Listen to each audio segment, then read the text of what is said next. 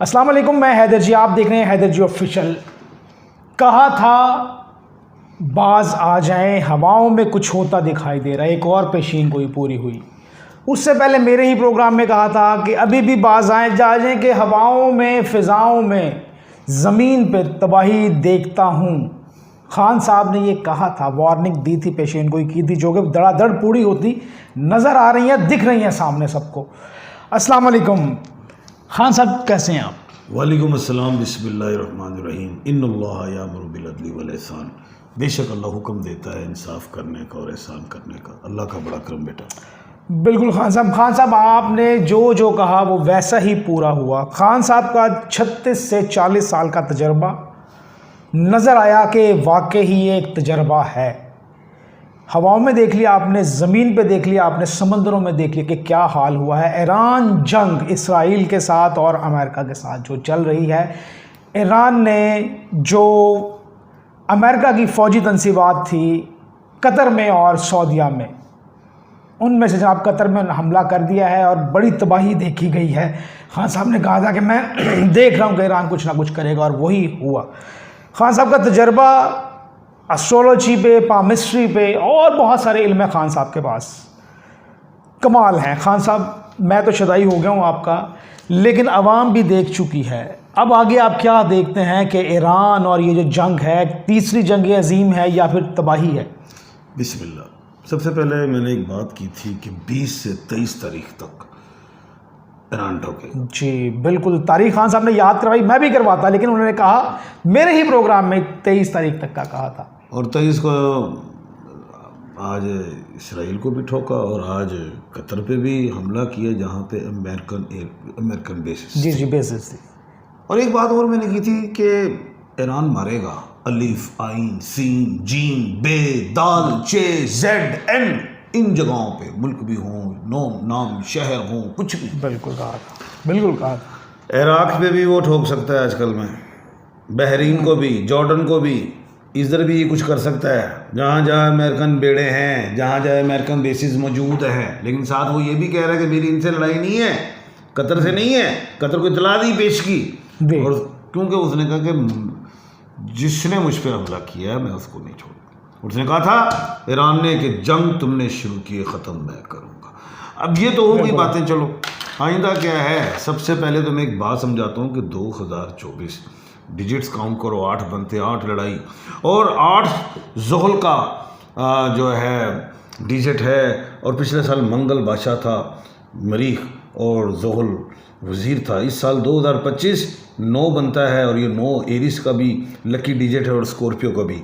Eris के अल्फाज अलिफ, आइन, लाम और ये हैं, और स्कॉर्पियो के जेड और एन हैं। अगर गौर करो, अलिफ, आइन, लाम, ये जेड एन में ही जंग दुनिया में घूम रही है। अलिफ अमेरिका, अलिफ इसराइल, अलिफ इंग्लैंड, अलिफ अफगानिस्तान, अलिफ इंडिया, अलिफ ईरान, अलिफ इंग्लैंड, अलिफ ओमान, अलिफ पाकिस्तान, अल पाकिस्तान सर, अल पाकिस्तान कहा जाता है, इस्लामी जमहूरिया पाकिस्तान। जी। फिर ये यूक्रेन, यमन, और फिर स्कॉर्पियो का जेड और एन देखें, ज़ेलेंस्की जेड यूक्रेनी, N Narendra Modi, N Netanyahu. ये सारा कुछ हो गया। अब क्या है, अब ये है, मैंने कहा था कि 22 तारीख को मरकरी का ट्रांजिट है कैंसर में, बहुत बड़ा कुछ होगा। अमेरिका ने भी ऑपरेशन किया, ऑपरेशन जैसे उसामा बिन लादेन का ऑपरेशन हुआ था। ऑपरेशन और जंग में फ़र्क होता है। अच्छा, ऑपरेशन किया, उसने कहा मैंने अपना टारगेट अचीव कर लिया। ईरान ने कहा ना, जिसने मुझे कहा है मैं छोड़ूंगा, और ईरान ने कहा मेरे पास तो बड़ा कुछ है। और मैंने पहले कहा था कि इसराइल के जो एयर डोम लेके फिरते ना, आयरन डोम मारे गए। अब तो पहले इसराइल 20 या 50 100 मिसाइल मारता था, 10-20 टारगेट पे लगते थे। अब तो एक भेजता सीधे टारगेट पे लगता। पता नहीं क्या चीज़ें ले आए वो। आगे जो है वो ये है कि 23 तक तो आपने ईरान की कमालात देख ली। अब 24 क्या है, 24 के डिजिट को काउंट करो। 24/6/2025 डिजिट बनता है 3, और 3 ईरान का लकी डिजिट है, 3 नंबर। हाँ, क्योंकि ईरान बना था इनकलाब के बाद वाला 1-2-1979, तमाम डिजिट को काउंट करो तो 3 बनता है। बिल्कुल सही। और फिर 3 उसके क्या कहते हैं समुंदर भी लगते हैं। और ईरान ने तो अपना ये हर जो भी है हाँ जी बिल्कुल, वो भी बंद चंद करने का बंद जमल, कर बिल्कुल दिया है। ऐसे ही। अच्छा, अभी जो है वो जो मैं देख रहा हूँ कि 3 जगह पे अमेरिका ने भी टारगेट किया। अब अमेरिका ये सोच रहा है कि मैं उसको उड़ा गया हूँ, लेकिन वो 3 का डिजिट था, वो तो ईरान को ताकत दे गया है। अच्छा, ताकत मिली है ईरान को। ईरान को ताकत दे गया वो 3 का डिजिट। क्या दे गया? सबसे पहले उसने कतर में जो था हाँ जी, वो किया। आइंदा आने वाले टाइम में अब मैं बड़ी अहम बातें करने लगा, ये सुनिएगा जरा। मंगल मरीख से है, ईरान मरीख से है। आयतुल्लाह अली खामनेई 3 मरीख और ईरान का मरीख 4 मरीख हैं, नहीं हरा सकते। उधर नेथन मरीख स्कॉर्पियो का और इसराइल 1, स्कॉर्पियो को 2 मरीख, कुछ नहीं। अमेरिका अकेला 1 मरीख का है और 7 डोलैंड हैं। मुश्तरी के नो डाउट, मुश्तरी जो है बुजुर्ग शारा होता है, तमाम शारों का अब्बा कहलाता है, इसमें भी कोई शक नहीं। लेकिन मरीख जंगजू शारा है, वो ठोकेगा, वो नहीं टलेगा। 9 तारीख घुमसान की लड़ाई, मंगल जो है आज शुरू हो गया, घुमसान की लड़ाई होगी। ईरान बहुत मारेगा। बुध को 25/6/2025 को 4 नंबर आ रहा है। आधी दुनिया को ये कह लें कि बातचीत की टेबल पे लाएगी। हाँ जी। और फिर जुमेरात को अच्छा उसमें फिर मुनाफकत हो जाएगी। शायद अमेरिका चांस ले ले, इसराइल ले ले, कोई और मुल्क ले ले, चांस ले ईरान पे हमला करने की, मुनाफकत होगी। अच्छा, जुमेरात को ईरान फिर ठोकेगा और बख्त का डिजिट है वो तमाम 26/6/2025 5 ठोकेगा। जुम्मा फिर मुनाफकत होगी ईरान के साथ। हफ्ता इतवार और पीर घुमसान की लड़ाई, जंग ही जंग। 7 वो हफ्ता 28/6/2025 7 डिजिट आ रहा है और 29/6/2025 8 डिजिट आ रहा है। 30/6/2025 9 का डिजिट आ रहा है। याद रखना ये काम तो बस शुरू हो ही गया, अब ख़त्म क्या करना है, 30 तक आप लड़ाई देखो। लेकिन ये याद रखना जुमेरात हफ्ता इतवार पीर अल्लाह अकबर ईरान बहुत मारेगा।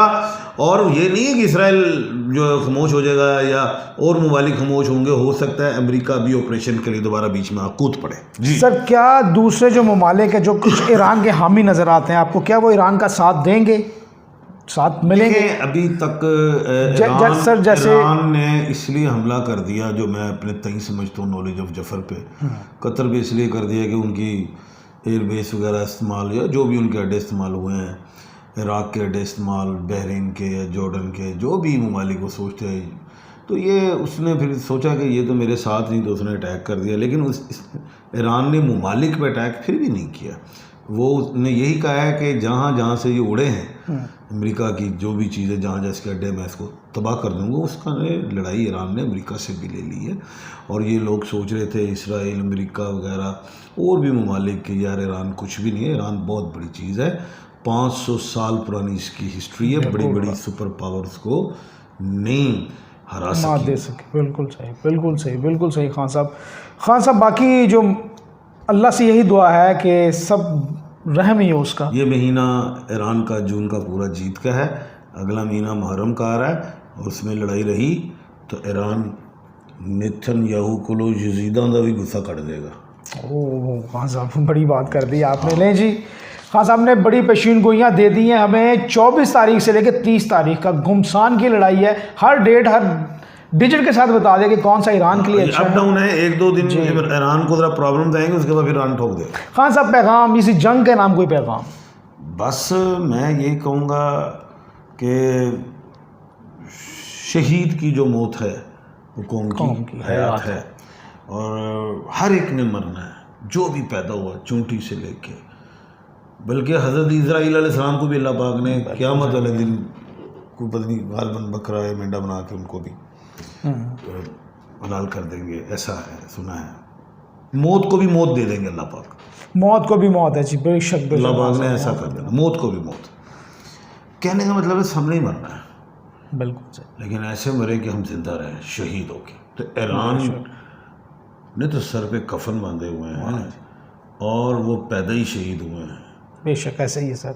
वो बच जाए तो गाजी हैं। हम तो सारे मुसलमानों को ईमान ये है, तो मैं ये कहूँगा तमाम मुसलमानों को शहादत की मौत ही आई, शहादत की मौत।